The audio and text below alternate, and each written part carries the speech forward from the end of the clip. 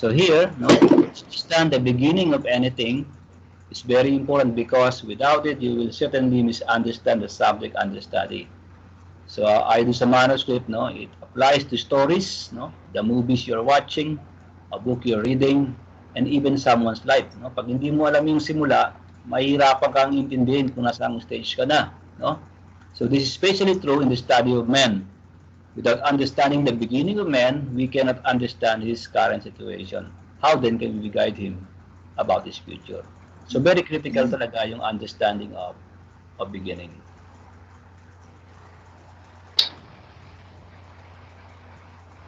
So to answer the question, what is man, we cannot escape the fact of his beginning. In fact, this kind of question is not raised by us first in this course.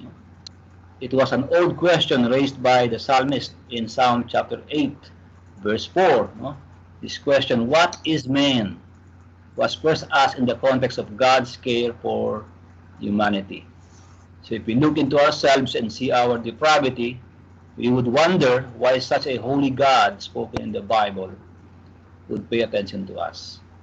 On the other hand, in the pride of our hearts, when we look into ourselves and we see ourselves as gods, then perhaps we would conclude that we could live on our own and we don't need to rely on the kind of God spoken in the Bible.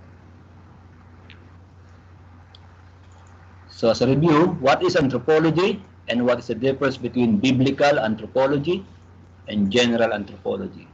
So someone who will guide us there is Louis Berkhof, no?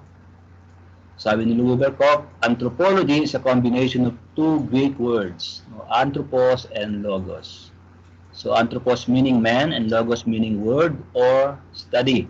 So to combine these two words, anthropology means it's all about the study about men or the study of humanity.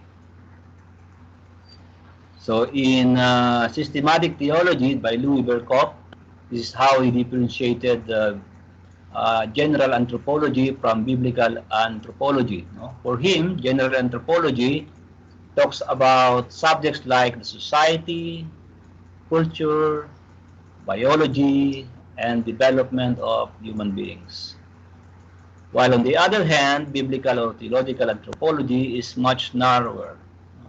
It talks about what the Bible says respecting men and the relation in which he stands and should stand to God. So in this lesson, we will approach the study of biblical anthropology. So ang ating focus, hindi yung general anthropology. No? Mas narrow yung ating focus. No? So more on what the Bible says about men. So we will explore this subject by studying three areas. No?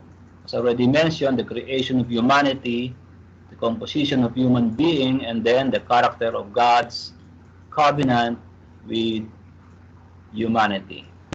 So let's go first with the creation of humanity. So creation of man. So in this topic, there are actually two major versions. No? One is the version coming from the cultures outside the Bible, and the other one is the version recorded in Genesis. So the question here, how are these two general versions of creation related? How are they different from each other? So meron bang relasyon itong dalawang ito, yung version ng creation outside the Bible and yung version ng creation recorded in Genesis? No? At kung meron silang relationship, what is the nature of the relationship? At kung meron silang distinction, how are they different, no, from each other? So this is how the third millennium materials describe, no, the similarity and the distinction. It says, in the ancient Near East, where Moses wrote the book of Genesis, creation stories were extremely significant. In cultures outside the Bible, creation stories typically explained what the world was supposed to be like in its ideal state. They describe how the gods had originally intended the world to work and assigned various roles to its creatures.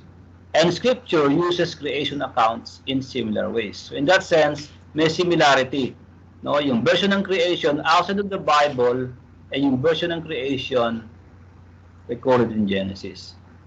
But at the same time, according to third millennium, those versions, no, were actually lies, no, because they attributed the works of creation to false gods instead of the true and only living God, no?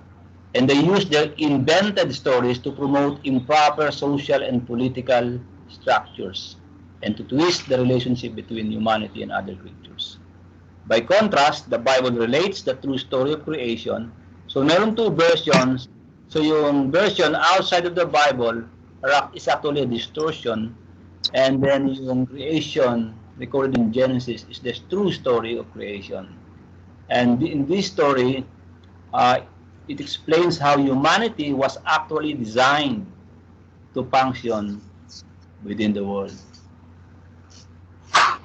And then the material talks about, shifts to the discussion about creation ordinances. So what are creation ordinances, by the way? So anyone? You can just unmute, no? Unmute your mic if you want to, no? So creation ordinances.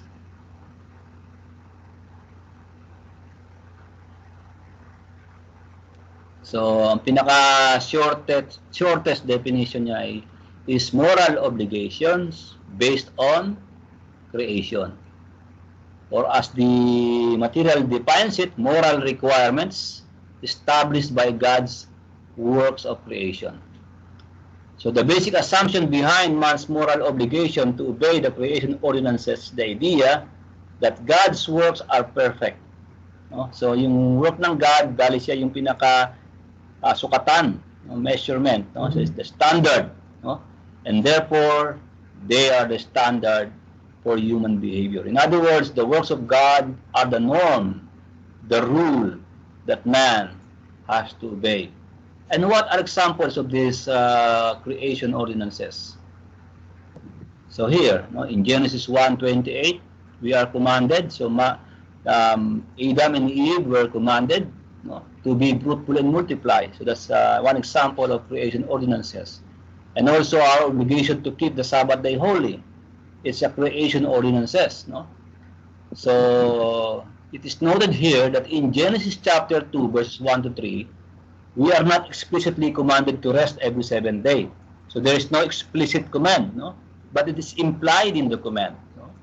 And we know this because in Exodus chapter 20, verse 11, no, it's part of the Ten Commandments, no? Moses clarified that God's pattern of working 6 days and resting on the seventh day obligated human beings to do the same. So even the keeping of the Sabbath day holy is it's an example of creation ordinances. Creation of man based on Genesis narrative. So now we will proceed to to the Genesis narrative itself. So we will discuss this under 3 subheadings, no? So the summary of the biblical accounts of creation, and we have here the historicity of Adam and Eve, and then the superiority of men among God's creatures. So let's see the summary of the biblical accounts of creation. So the biblical accounts of creation, in the book of Genesis, it contains 2 accounts of creation. So one is the longer version, recorded in Genesis 1:1 to chapter 2, verse 3. And the other is in Genesis chapter 2, verses 4 to 25. No? Some would say contradiction, no, in these 2 accounts. No?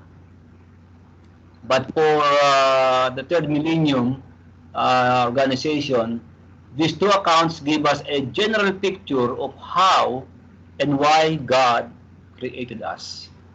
And then it is explained by Dr. Mark Saucy that the creation accounts of Genesis 1 and 2 are really complements. No? They are not in opposition against each other. They are not contradictory. No? So they are looking at the same reality from 2 different perspectives. No? So So they look at the first human culture that is made by God, in which the only occupants at this time are two human beings. It looks at their culture from two different aspects. We have the creation narrative of chapter 1 and speaks about the whole process, but we have kind of window, no, into day 6. So yung pala yung nilalaman ng chapter 2 verses 4 to 25, parang yung 1 to 23, chapter 1 verses 1 to 23, yung whole picture, yung creation narrative. And then out of that whole picture, kinuha yung 6th day, no? At yun ang binigyan ng focus sa chapter 2 verse 4 hanggang verse 25.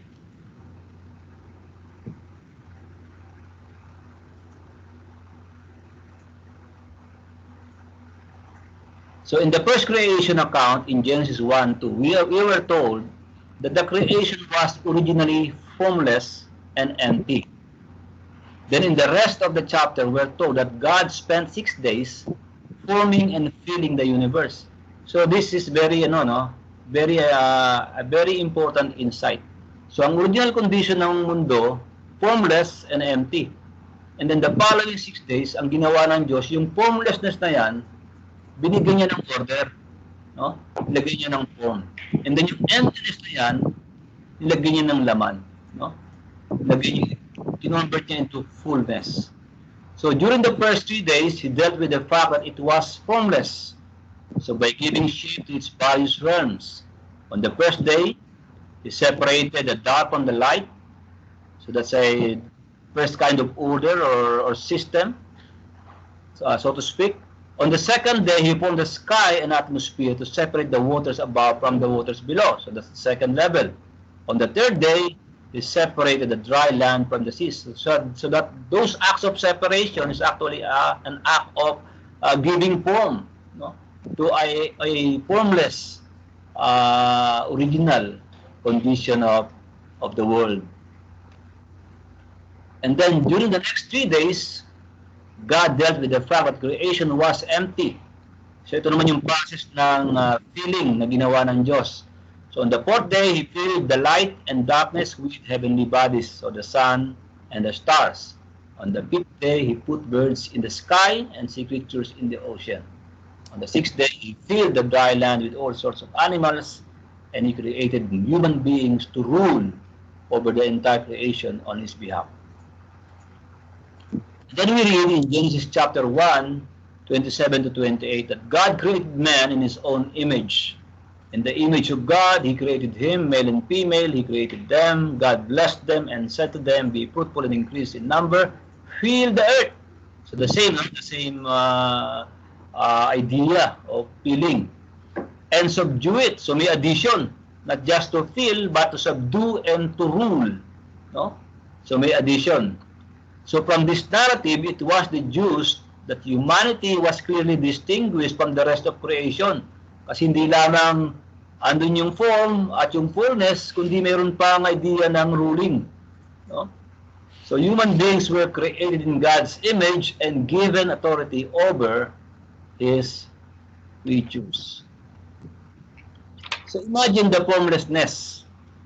So this is a reflection question, no? So imagine the formlessness and emptiness of the original condition of the world, as stated in Genesis 1, verse 2. And then reflect on how did God transform such formlessness and emptiness as recorded in chapter 1, verses 3 to 31.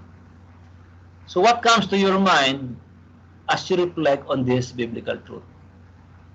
So what implications can you derive from this truth that are relevant to human life and society? So anyone who wants to share his idea?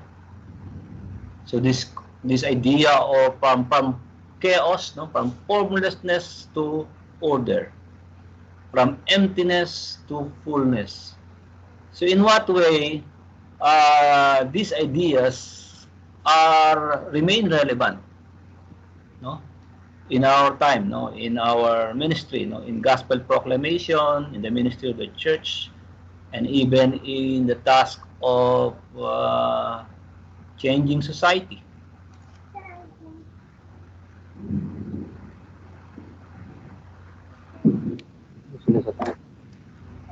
Sige po, meron po bang pwedeng mag-share ng idea nila?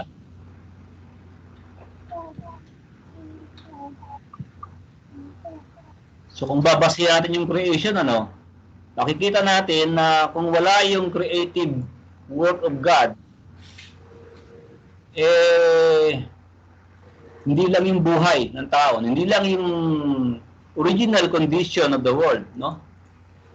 At hindi lang yung buhay ng tao, kundi yung maging lipunan, alisin mo yung activity ng Diyos, parang babalik siya, no? Siyang nangyayari ngayon, sabihin natin yung chaos, chaotic, no, disorder, no, distraction, no. Parang ganoon na mangyayari. So we really need yung divine activity, especially yung proclamation ng gospel. Kasi the ministry of the church, no, especially gospel proclamation, is the only tool or the only means that God ordained, no, to bring order out of chaos and to bring fullness, no, out of emptiness, no, to bring meaning out of the meaninglessness of life, no. Sa ngayon, no, sa panahon natin ngayon, yan yung mga struggle, no, ng maraming tao, no, the quest for meaning, the quest for fullness, no, the quest for order. So that's why there is this tension, no, to the proclamation of the gospel. May ibabalik siya uli, no, into order and then into fullness. Okay, and then the second creation account, no? So just Genesis chapter 2 verses 4 to 25, no? Here we're told that God formed the animals by molding them from the dust of the earth. And he made the first man Adam in largely the same way, also molding his body from the dust of the earth. But it's interesting to know that only Adam is said to have received his breath by God breathing it into him, no? So hindi sinabi yan sa mga hayop, no, sa mga isda, sa mga ibon. So sa tao lang, no? Next, the animals were paraded before Adam so that he could try to find a suitable helper, one that would assist in him with the task God had assigned him. During this process, he named the animals, demonstrating his authority over them. Not surprisingly, none of them turned out to be a suitable helper. So in order to give Adam the helper he needed, God created the first woman, Eve, to be Adam's wife. But rather than creating her from the dust of the earth, God created Eve from Adam's rib. This made Eve unique among all the creatures God had made. As Adam said in Genesis chapter 2 verse 23, "She shall be called woman, for she was taken out of men." So the act of naming is significant. In the case of Adam naming his wife, he demonstrated authority over Eve. But at the same time, the name he gave her, Isha in Hebrew, which we translate woman, sounded like Adam's own name, Is, which we translate man. The equivalence of these names implied that while Eve was under Adam's authority in their marriage, she was equal to him in the task God had assigned them as a race. Both were created in God's image, both were to fill and subdue the earth, and both were given authority to rule over creation on God's behalf. So, pausing for a while. So, in what way the creation of man and woman instructive to current gender debate? So, ngayon din, mabibigat yung laban na yan, yung masculine, feminist movement, no? So, pag in-ignore mo yung God-ordained superiority of man in marriage at saka yung equality, no? Parehong ina-affirm yung dalawang yun, no? Magkakaroon talaga ng tension. So, sa ngayon, hindi clear yan, no? Para nangyayari, before daw kasi masyadong yung patriarchal image, so na-disempower yung mga kababaihan. So ngayon naman, sa feminist movement, ina-assert yung ng mga kababaihan, ang pili naman ng mga kalalakihan, sila ay na-disempower. And I think The creation of man and woman can provide us guidance, no? At least in providing us the beginning, no? The beginning, so that we could understand, no, the real nature of what is going on right now and even its future. So to ignore this, no, basic biblical insight, yun ang mahirap. Parang hindi nakasali sa usapan, no, yung biblical voice, no, sa issue na yan. Then let's go to another topic, the second one, the historicity of Adam and Eve. So that's a very important question right now in biblical scholarship. So is creation really historical or hysterical? No? Is it a myth, as many scholars would want us to believe? Now, why is it important to affirm the historicity of Adam and Eve? Bakit? Napakalaga ba? No? Baka masyado lang kayong fundamentalist, no? Orthodox na wala. Ano bang kinalaman ng historicity ni Adam and Eve sa pananampalataya? No? Pag tinanggi mo yan, may epekto ba yan? Yes. And then, kung kine-claim nyo na historical si Adam at si Eve, ano ang inyong basihan? So what is your basis for claiming so? So any thoughts? Why do you think that affirming or emphasizing, the historicity of Adam and Eve is very important to Christian faith? Kung hindi naman pala ganun kalaga, baka pwede namang kasama lang yan sa mga minor issues, no? At hindi siya pwedeng gawing measurement ng tinatawag nating orthodoxy.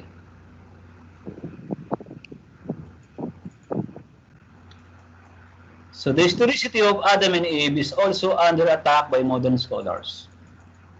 It is now popular to consider the biblical account of creation of Adam as metaphors or allegories, rather than as factual history.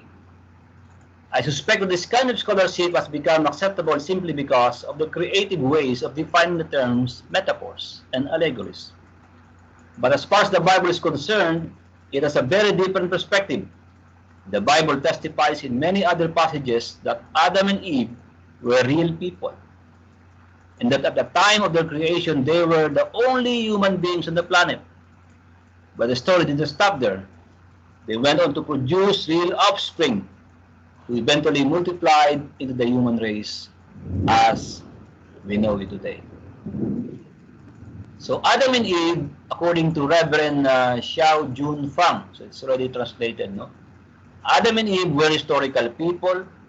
That's how the Bible has recorded it, and we believe in the Bible because it's inspired by God. As we understand this world and history, we can use archaeology, historical documents, and all sorts of accounts passed down by various traditions. But the most firm basis on which we prove Adam and Eve to be historical figures is that we believe what the Bible has told us. Kasi magiging problema yun na parang you discredit the testimony of the Bible and then you will just rely on the testimony of archaeology, historical documents, at pag hindi mo nakita si Adam at Eve doon, sasabihin mo, this first men and women na sinasabi ng mga Christian is not really, they are not really historical people. Pero sa atin, yung ating pinaka-ebidensya, may tulong yung archaeology, no? Yung mga historical documents, may tulong sila. But our primary source, the primary basis that we rely on the historicity of Adam and Eve is derived from the biblical testimony itself. So pagka yan ay diniscredit nila yung biblical testimony, nasabihin na ang Bible ay hindi naman historical document, doon magkakaproblema talaga. So basis for the historicity of Adam and Eve. So the broader context of Genesis. So we have three classes of basis, no, or proofs, no. So yung first, yung broader context of Genesis. Second, the Old Testament books beyond Genesis. And then third, the testimony of the New Testament itself. So let's take a look at the broader context of Genesis. So the record of Adam and Eve and his immediate family in Genesis chapter 2 to 4 gives every appearance of an account intended to describe actual history. No, pag binasa nyo talaga yung Genesis 2 to 4, ang isang impression nyo, kung wala kayong mga biases, makikita nyo talaga na ang intention ni Moses or the writer is to describe it as actual history.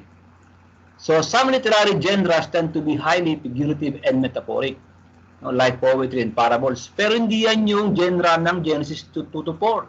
No, hindi siya poetry, hindi siya parable, no? So others tend to be very straightforward, such as historical narrative. So most of the book of Genesis is unarguably historical narrative. So nung mga halimbawa, yung chapters 11 to 37, no, yung patriarchal histories.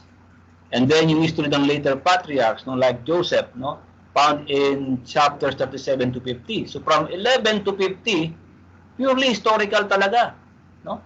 Yung karakter ng genre ng Genesis. And then there is this literary marker, no, we call Ele Toledot, no? So in English, this is the account of, or literally these are the generations of, no, na first niyo makikita sa Genesis chapter 2 verse 4.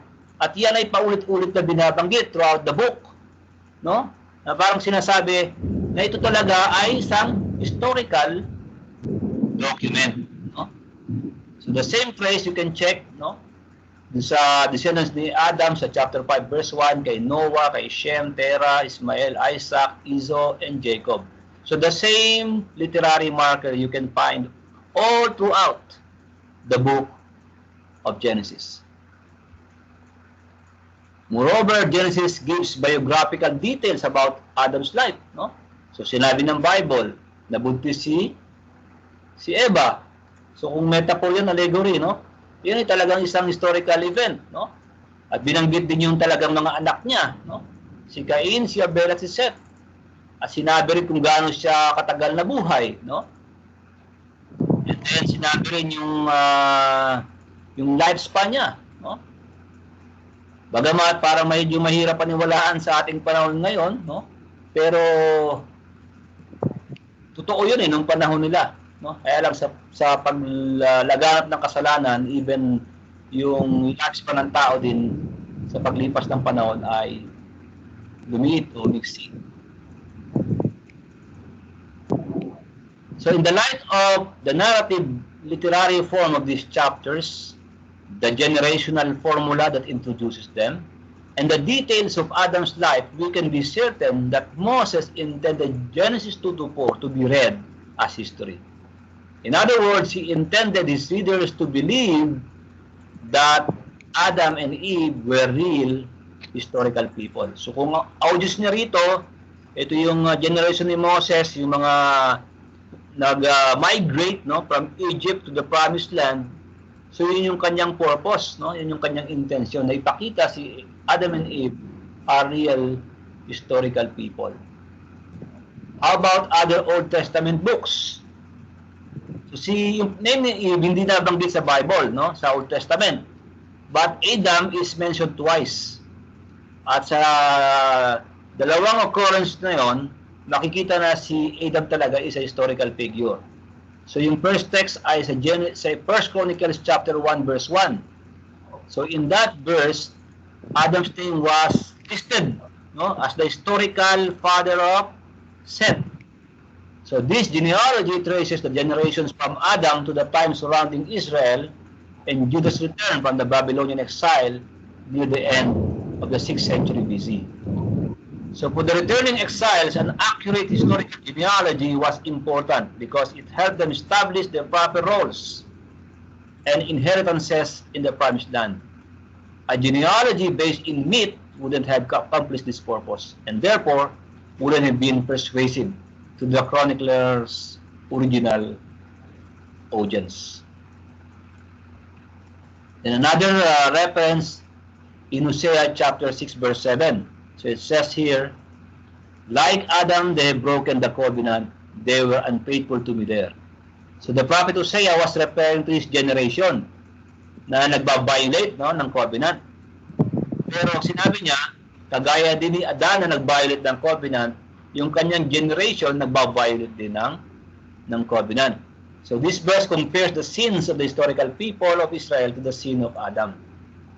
So of course, yung ibang interpreters, they came up with different interpretation just to avoid this historicity of Adam, such as the name Adam there, according to them, is just a reference to a city mentioned in Joshua 3:16. But according to the material, there is no reference in Joshua to that city sinning. So it would be odd for it to be used in Hosea as a byword, especially when the sin of our first father was so well known and had such terrible repercussions for humanity. And others might suggest that Adam needed to be a historical figure in order for this comparison to work. But as we'll see in the New Testament, the covenant with Adam is only significant if it was historical. No? Sa iba, tingin nila din naman kailangan maging historical yung ano ni Adam, no? Para maging mahalaga. Pero very clear yon sa New Testament. And the testimony of the New Testament. The New Testament speaks of Adam several times. And the New Testament authors frequently attach a great deal of theological significance to his history. So very critical yon. Yung history, foundation siya ng theology. No? So Romans chapter 5 verses 12 to 21 and 1 Corinthians chapter 15, 22 to 25. So in these two passages, Paul insisted that Adam's sin is the reason human beings die. And then Paul taught that Jesus saves his faithful people from the curse we suffer in Adam. And then in 1 Timothy chapter 2, 13 and 14, Paul also confirmed Adam's historicity where he said that Adam was created before Eve and that Eve sinned before Adam. And then also in Jude chapter 14. So Jude treats Adam's genealogies as reliable when it counts Enoch as the seventh generation from Adam. So these are the testimonies, no, of the New Testament. So the historicity of Adam is so important because it tells us that Jesus saves us from sin where Adam fell in history. The historicity of Adam's sin against God tells us of our need for a historical Jesus to die on the cross. So without the historicity, there is no need for us to be saved from sin, and there is no need for Jesus to lay down his life on the cross. If Adam and his fall are myths, the gospel too is a myth. No? So ganun kaalaga sa Christian faith yung historicity ni Adam because of those parallel truths and making the historicity of Adam as the basis, no, for the act of redemption.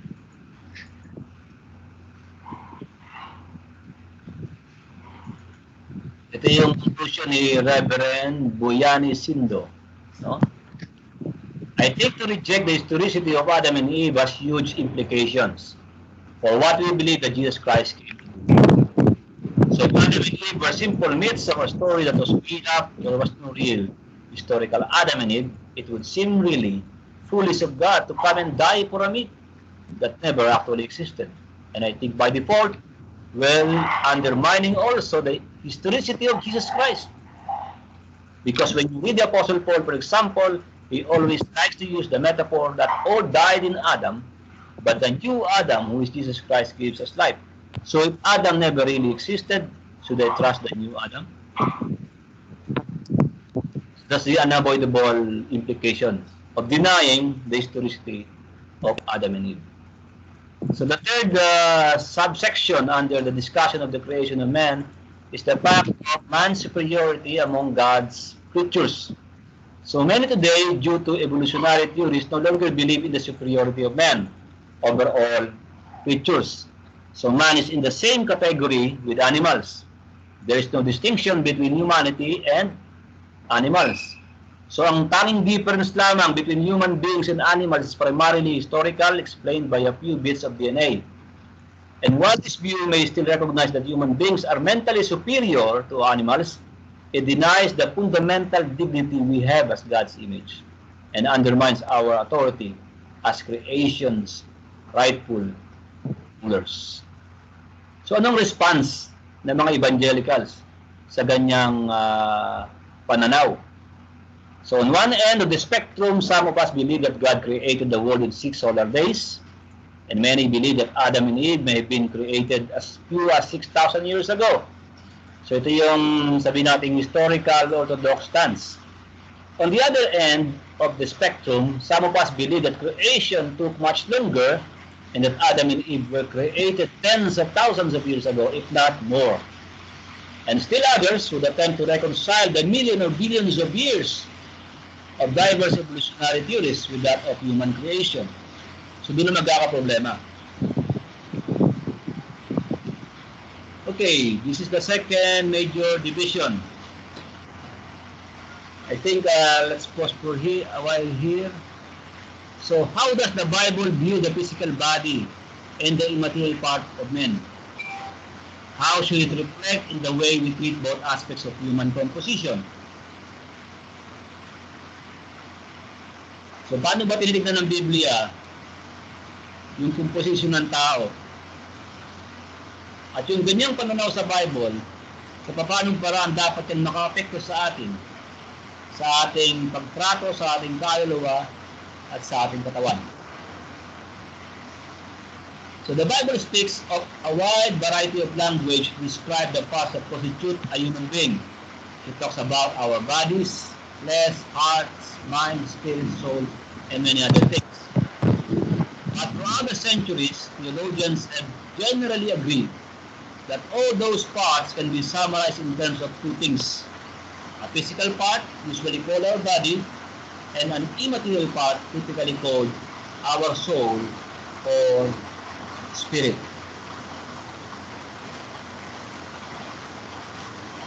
So though most evangelical theologians agree that human beings consist of the physical body, the immaterial soul, and that these parts are unified in one person, the Bible's teaching on this point is complicated by the diverse vocabulary it uses to describe us, especially immaterial souls.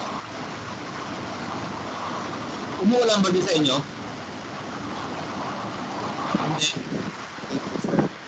Dito, umuulan na malakas. So, Sir, malakas na. Di ba apektado? Sir, ulan na dito. Medyo makuha niya sa bubong. Di ba ay narinig? Maingay na sir, malakas ang ulan eh. Ingay na po dito. Mahina lang po sir yung boses. Ayun lang. Makulot na. Ano na din narinig, di ba? Narinig pa sir, narinig ko na. Narinig pa ako. Kasi baka hindi na eh. Okay. Walang kisame po. Medyo mahirap makapakinggan. So when the Bible summarizes our human nature in terms of the physical and the material, it very frequently uses a single term for our physical part and another single term for our material part. So yung sinasabi, pag description ng Bible sa katawan, hindi lang isa na term ang ginagamit. Ganun din sa kaluluwa, hindi lang isang term, hindi marami. No? Maraming terms na ginagamit ang Bible to describe these two major components or elements that compose men.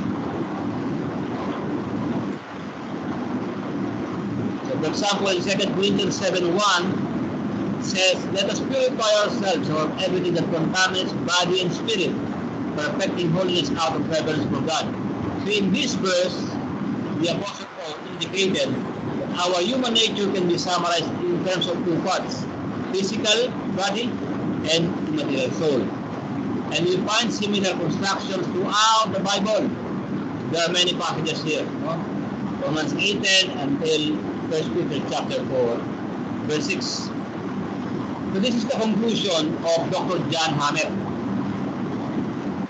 So the Bible teaches that human consists of both a material part called the body and an immaterial part called soul, spirit, heart, a variety of terms like that.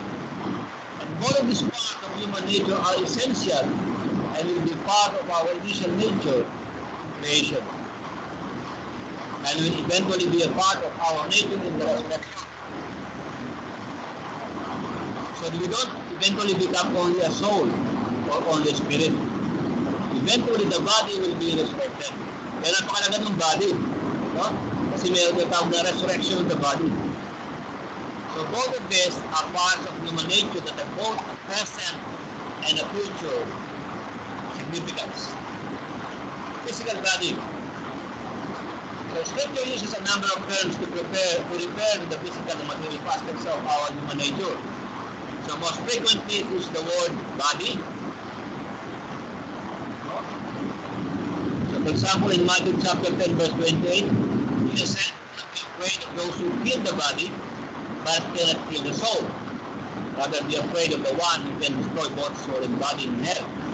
So in this verse, Jesus used the term body for our physical qualities in distinction from our soul or immaterial qualities. So besides using the term body, the Bible also speaks of our physical qualities as flesh and blood, flesh and bone, strength. But all these terms referring to the physical aspect. Obviously, the body consists of many different parts. At times, the body is referred to collectively as the sum. And in other ways, the description naman ang being is of many parts. Like hands, arms, feet, eyes, and so on. Now, it's important to recognize that our physical bodies are just temporary. Yung physical body, hindi lang sa temporary. Hindi siya, kasi meron ganyang konsepto na yung kaluluwa lang yung parang permanent, yung body yung temporary, no? They are necessary aspects of our existence and important parts of our human nature. So our bodies begin when we are conceived and they remain with us throughout our earthly life. And even though our physical bodies are separate from our immaterial source of death, pag dumaray tayo, pero yung body natin, still they continue to be part of us. It's one reason that Scripture often speaks of the dead as existing in their graves and identifies dead bodies as the same people they were in life. So ito mga yan sa halimbawa, si Joayada, si David, si Lazarus, and even Jesus himself. Kahit yung katawan nila, nakaigala dun sa sa libingan, yung kaluluwa nila, wala na ron, halimbawa, yung kaluluwa ni David. Pero the way people describe, it is the same. David was still, yung sa grave, nandun pa rin. Kasi nandun yung body nila.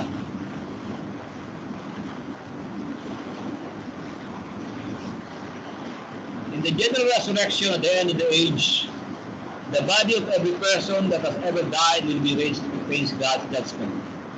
At that time, our souls and bodies will be reunited, and they will never be separated again. The redeemed will rise to new life in the new heavens and the new earth, but the wicked will rise to condemnation and everlasting bodily torment. Yan sinasabi ng John chapter 5, 28 and 29. So yung second part, immaterial soul.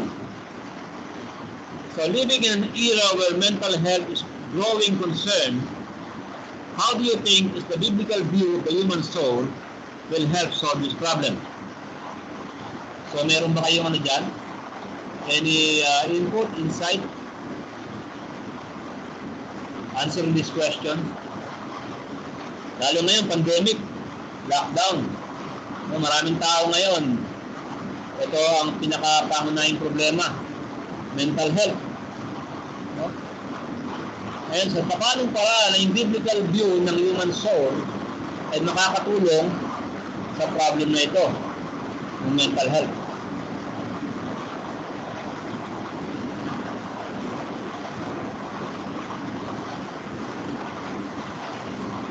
So one way, by helping us first understanding the real nature of human soul. So yung Bible ang bibigay ng talaga, ano ba talaga yung kaluluwa ng tao? So So, pag nagiging natin yung kaluluwa ng tao, makikita natin na yung immaterial aspect of man cannot be solved by a naturalistic approach.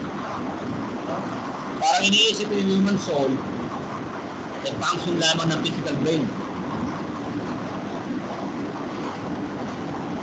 Kasi pag gano'n, kailangan mga neuro, psychiatrist. Kasi kung brain lang ang problema. Pero ang tanong, immaterial na yan eh. So as with the body, Scripture uses a variety of terms to refer to the immaterial aspects of our nature. So one of the most common terms is soul. Sa Hebrew word nepes, sa Greek word ay suke. So, these words generally refer to the entirety of humanity's immaterial nature. But they sometimes refer to an entire human being, including the physical body.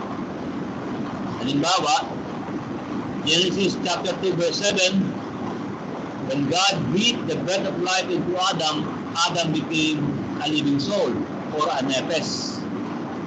In John chapter 15 verse 13, Jesus used the word suke to refer to our bodily lives and explained that the greatest love is to lay down our lives, our suke, for our friends.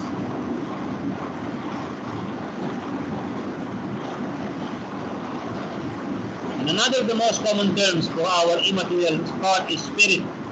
Sa Hebrew word ay ruach. Sa Greek word ay pneuma. So both terms often refer to the entire immaterial aspect of human nature. In this sense, they're relatively synonymous with the word for soul. However, spirit can also be referred to a variety of other things such as breath, wind, or even an attitude or demeanor, as in the phrase spirit of humility. Besides these terms, Scripture has many words for various aspects of our immaterial being. So mind, heart, even yung Hebrew term na mee, na ita-translate sa English bowels, womb, or inward parts. So all these terms refer to the immaterial aspect of man. And of course, the Bible also has many other terms for various parts of our immaterial being. Kasama na yung conscience, desires, reason, thoughts, mind, and a wide variety of emotions. Secondly, so the Bible can help us addressing this mental health problem by understanding the real nature of the human soul. This should teach us that any naturalistic approach to the problem of the soul or the mind is prone to distortion and even worse, to aggravate the problem or the more. Kasi hindi mo siya na-identify properly. Tapos lalapatan mo siya ng solusyon. Kung mali yung diagnosis, mali yung prognosis, mali din yung diagnosis. So anong sabi ni Dr. John McKinley? So we have descriptions in the Bible about how the human beings describe the soul, mind, and the heart and spirit. And some of these terms are synonymous. So the heart is a metaphor of the spiritual core and the center of the person. Mind can be part of the will of the heart. Will can be part of the heart. Emotions are in the heart. So the heart thinks, the heart chooses, the heart believes, the heart feels. So spirit and soul are also sort of overlapping. So the heart would be like the center of the spirit and the center of the soul. But there is not quite interchangeable use between spirit and soul. They are similar. From what I can tell, spirit is used for the immaterial part of the human being. And then angels are spirits. God is spirit. So it's non-physical entity. Soul is used to refer to the whole being, including the spirit and the body. And then in the last sentence, McKinley said, and the point to be that there's more to us than the body and there's complexity, even though it's a spiritual, invisible, non-physical kind of thing. So it's a little complicated. Thirdly, so the Bible can help us address the problem of mental health. So the problem of the soul is ultimately a field where only the Holy Spirit can solve. It is primarily a domain of the Bible. So your mental health is primarily a domain of the Bible. And that is why in the past, it is an integral part of pastoral ministry, the so-called soul care. No? So there is a reason why the Puritan ministers were called the physicians or the doctors of the soul. Pero ngayon yung ministry na yan ay parang na taken for granted. Ang ngayon, ang sphere na yan, sphere na ng psychiatrist, sphere na ng psychologist, at ng mga neurologist. Pero, kasi ang basic assumption ng mga disiplina ito is naturalistic. So how can they deal with something that is immaterial? So yun yung problema.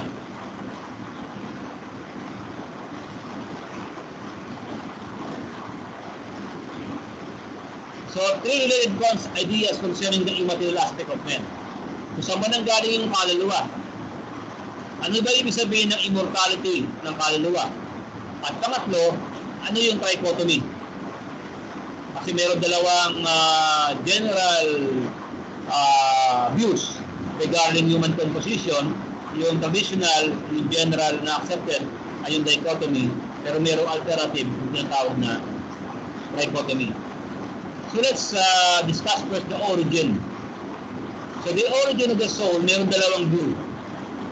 Yung unang view, yung creationist. So sa panahon na ito, ang tingin nila, ang Diyos ay lumilikha ng kaluluwa. Sa tuwing siya ay ipagbubuntis o yung panganganak. So bagong kaluluwa. So yung creationist perspective.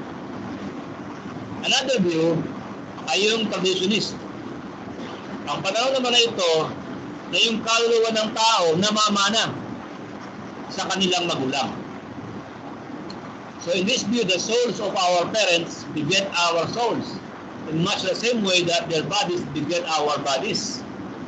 So traditionism is often used to explain why people are born with sinful souls, since it's hard to explain why God would create a soul that was already sinful. So meron din silang biblical basis, no? So both camps, they have their biblical references. So ang composition of third millennium, ayon kay Dr. Riyad Cassis, according to him, a lot of people expect the Bible to tell us about the origin of our soul. The Bible doesn't clarify these questions. So the Bible does not tell us how it came, but that it's present and that we need to take care of it. This part of man, the soul, is not satisfied by bread or normal physical things. So para sa third millennium ministries, wala silang posisyon. So tanggap nila whether you are a creationist or you are a traditionist concerning the origin of the human soul. How about immortality? So immortality of the soul. So the Bible teaches that our souls continue to exist after our bodies die. While our bodies lie in the graves, the souls of the wicked suffer punishment in hell, while believers enjoy blessings in heaven. Ang tawag ng mga theologians dito ay intermediate state.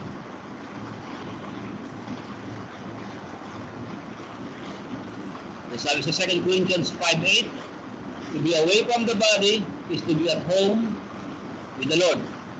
So ang punto ni Apostle Paul, yung material aspect of human nature survives death. So kahit wala na yung material aspect, yung soul, andun pa rin. No? So yung ating kaluluwa, kung tayo believer, mapupunta sa Panginoon.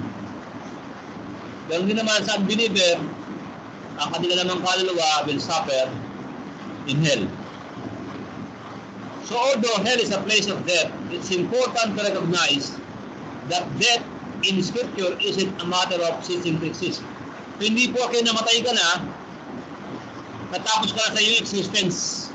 Yun ang maling intindi ng marami. Sabi nila, dahil may problema sa mundong ito, mag-suicide na ako, tapos na. Yun ang akala.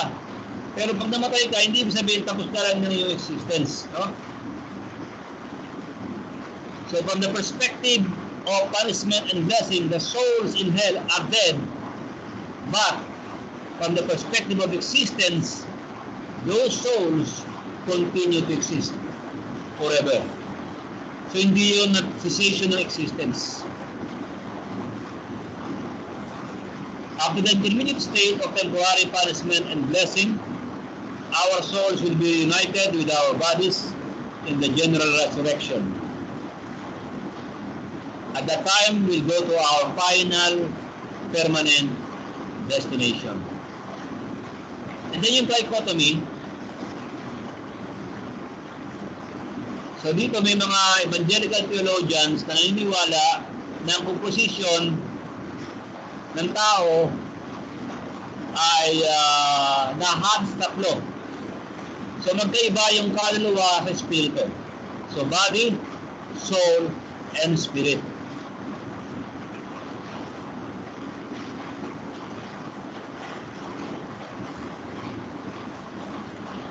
So ito yung mga base nila, halimbawa, ang Hebrews 4:12, 1 Corinthians 15:44, and 1 Thessalonians chapter 5, verse 23. Oh.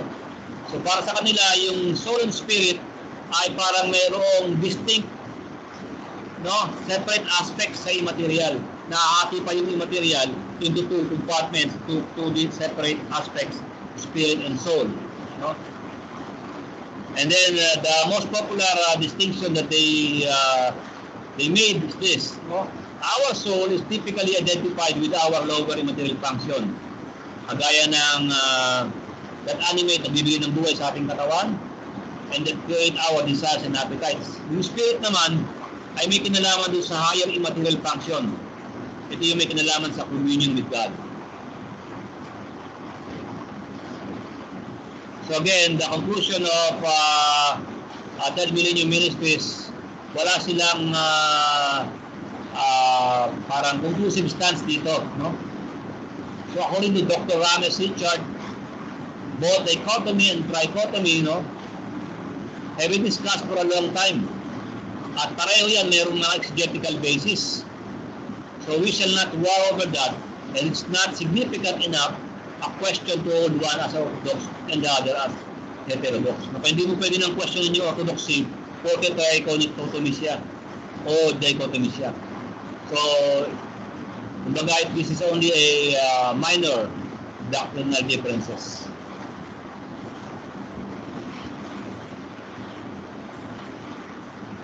So, ito siguro maganda ito. So, ito yung significance ng pagkakaroon ng biblical view of human composition. So the composition of our beings tells us that both our bodies and our souls are important. Sometimes we can be so focused on spirituality that we fail to care for our health, for our physical needs.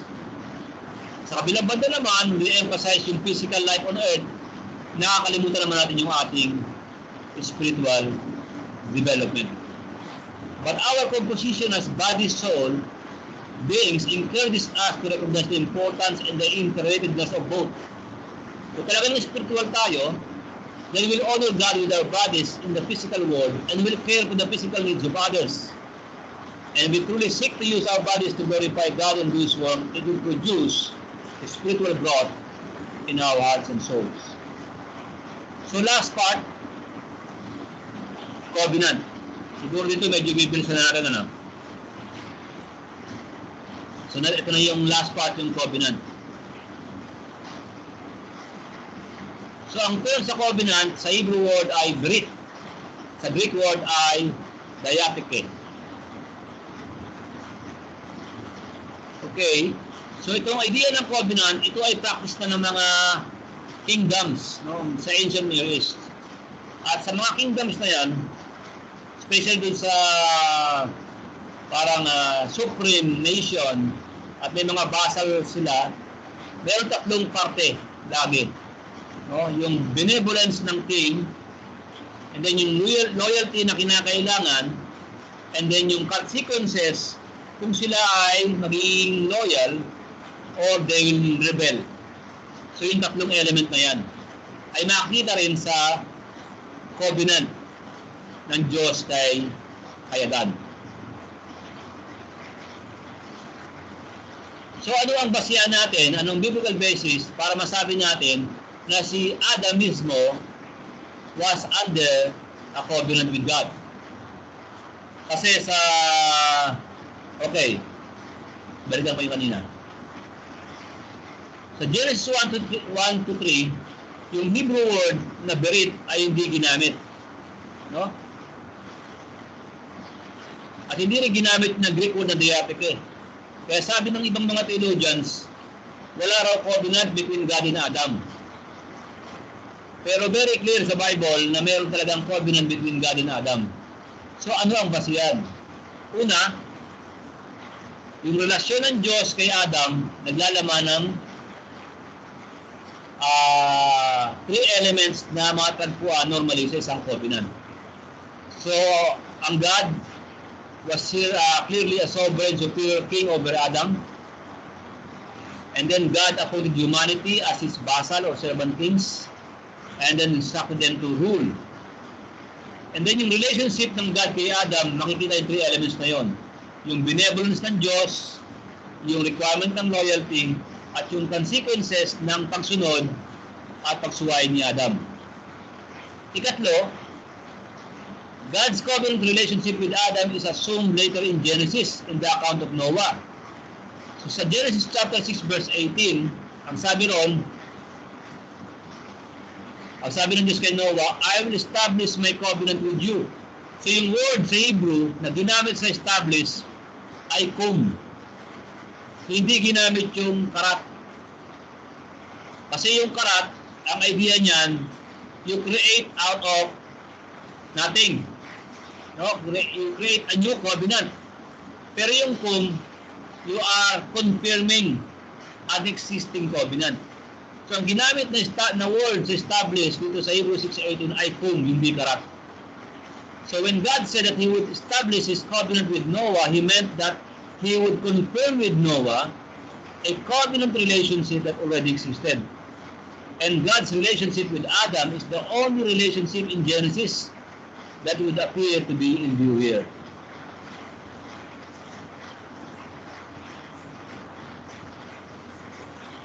Tatlo, yung Hosea chapter 6 verse 7. Diba? Ang sabi doon, like Adam, they broken the covenant. So ang assumption doon, yung kay Adam, covenant din. No, covenant din. At ganoon din sa Jeremiah chapter 33 verse 20 and 25, and then sa Romans chapter 5 verse 12 to 19. So ito yung mga biblical basis na nagpapatunay na ang relasyon ng Diyos kay Adam ay isang tupan.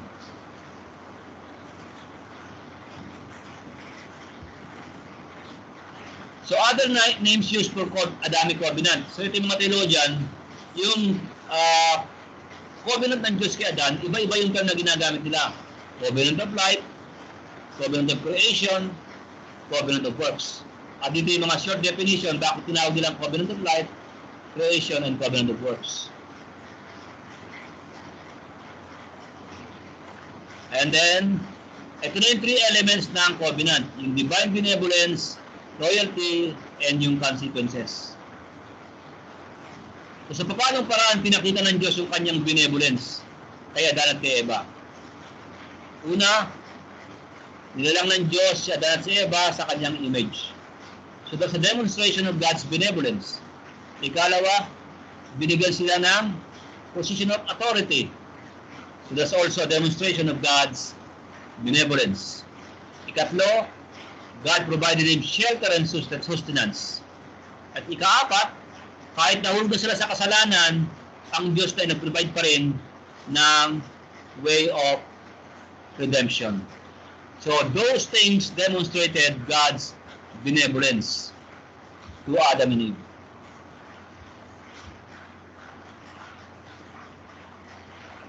How about human loyalty? So to demonstrate God's requirement of human loyalty, theologians have often pointed to Genesis chapter 1 verse 27, chapter 2 verse 17.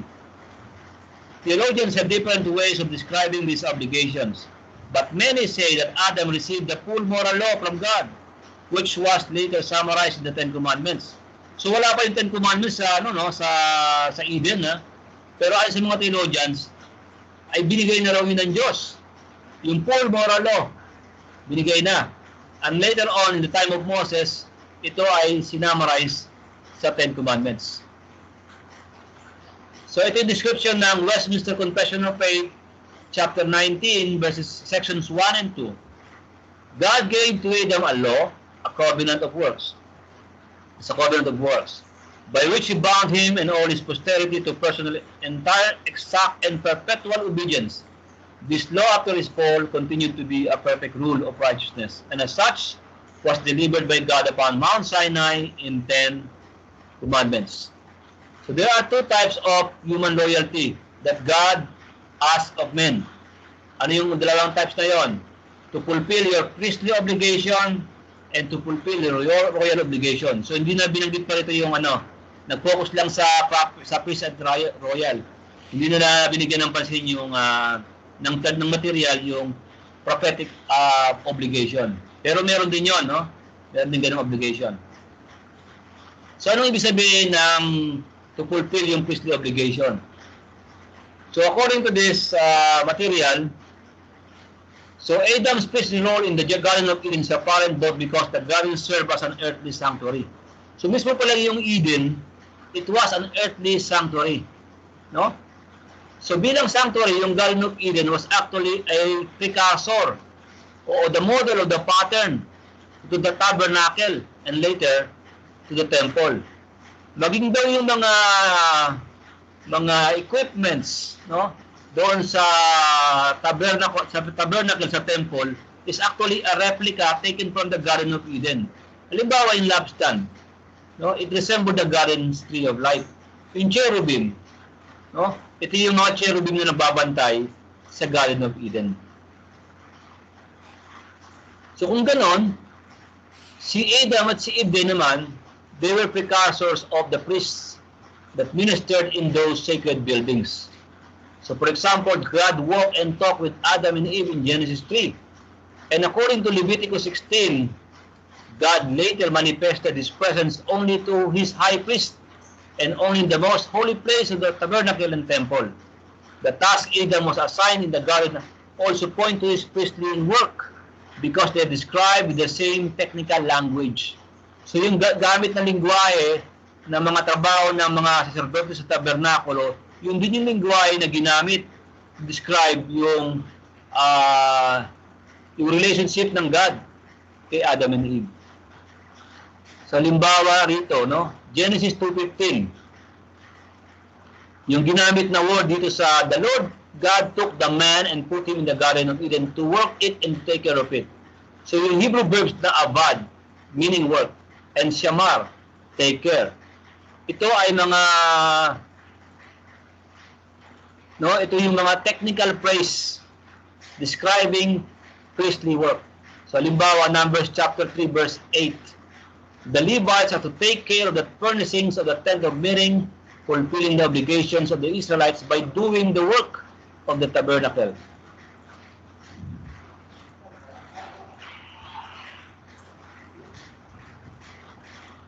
Okay, so I think medyo mahaba itong paragraph ito, but this is very important paragraph. So in the creation account, Adam and Eve are created in God's image, not only to rule and subdue, but also to represent. They are supposed to, just like the priestly role in Israel, the priests were representations or go-between mediums between God and mankind. So Adam and Eve are made to do the exact same thing. They have to rule, serve, obey, thus represent God on earth, which is the exact same thing that when you move throughout the patriarchs. So yung ganyang klase ng representation, makikita rin yan throughout the history of Israel. Establishment ng mga patriarchs, and then the establishment of Israel as a nation, maging yung institution ng Torah, no? At maging sa New Testament, sa Great Commission, at yung Day of Pentecost, yung pagdating ng Holy Spirit. So all of that is rooted in Adam and Eve's creation as image bearers. And being made in the likeness of God, not only to rule like Him, but also to show what He is like, which is the primary role of a priest. So this covenant, God's covenant with Adam, was and still is binding on all humanity. So ang tanong sa panahon ngayon, sino pa kaya? No, kung totoo ito sinasabi ng Biblia o ng third millennium na yung Adamic covenant pala is still binding sa lahat ng sangkatauhan, and then many are violating this covenant unconsciously, abay delikado kasi may consequences na sinasabi, no? And some other covenant theologians would even describe that man is under covenant in at least 4 ways, no? As an individual, and as a family unit, and then as a church, and then as a state. So all of these human institutions are under God's covenants. So kung meron ng parang negligence on that, wala nang ganyang kamalayan, no, sa kalagahan ng covenant na yan, and then unknowingly people are violating this covenant that is binding on all humanity. Ang God naman hindi lang God of love, no? He is also just. Pag binayulit mo yung covenant niya, may mga consequences yan. So ito yung 1 Peter chapter 2, 5 to 9, na yan, ito yung tumutukoy sa body of Christ, na tayo ay may tawag, yung ating calling to become a royal priesthood. Okay, and then lastly, royal obligation. So, nandito na nabanggit na yung appointment ng Diyos kay Adam at kay Eva to rule over creation. So, sa Genesis 1:28, very clear yan. So, dito sabi ni Dr. Mark Cortez. So, one of the most common ways of understanding what image and likeness language means in Genesis 1 is that God created us to be His representative, to stand as His rulers in creation. And we know that from the broader cultural context when Moses was writing where image and likeness was often used to describe pharaohs and kings. And so to say that Pharaoh is made in God's image is to say that he is God's representative ruler in that particular context.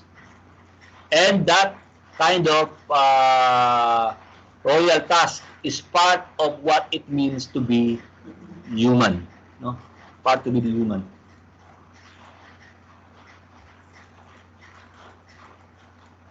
So here, the great King of Heaven ordained humanity as royal vassal to expand His kingdom beyond the initial borders of the indwelling in the Garden of Eden.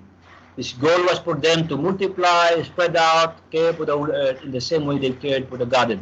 Ultimately, humanity was to turn the entire planet into God's earthly sanctuary as an extension of His heavenly kingdom. And this is still our obligation even today. It's kaya yung prayer, no? It's the Lord's Prayer. Your kingdom come, your will be done on earth as it is in heaven.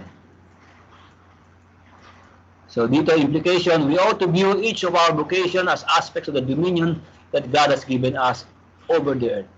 So whether we're in our homes, at our jobs, in the church, or anywhere else, we're called to represent and to serve our great King in everything we do. And then last, yung consequences. So dyan, mayroong distinction between maximum penalty and mandatory penalties. So ito yung mga consequences ng kasalanan ni Adan. So both Adam and Eve fell under God's condemnation, suffering judicial death. And according to Apostle Paul in Romans 8:10, spiritual life and death indicates that Adam and Eve died spiritually and condemned all their natural descendants to the same fate. And third, in Genesis 3:22-24, God cast them from His presence in the Garden of Eden. And lastly, creation itself was put in bondage to corruption. So ito yung mga consequences ng disloyalty ni Adam sa Diyos. So dito sinasabi dito yung kasalanan ni Adam is fundamentally Adam opened the door for evil. So lahat na lang, the entire creation is infected by evil. So yung purpose ng God, the derail ng evil. So na humanity has been affected, our bodies, our minds, no? The very fabric of creation and society has been affected, no? It affects our relationship with one another, and most especially our relationship with God. So just one act of disobedience, no, open the door for evil. No? It's a big job to undermine evil, which has seek in so deeply to the created order. That's why the act of Adam and Eve's sin take just few lines in the Bible, but the act of undoing it takes well over 1,000 pages. Pero dito pinapakita, despite of the terrible consequences, ang Diyos ay nagbigay pa rin ng tinatawag natin yung first gospel, no? Yung promise.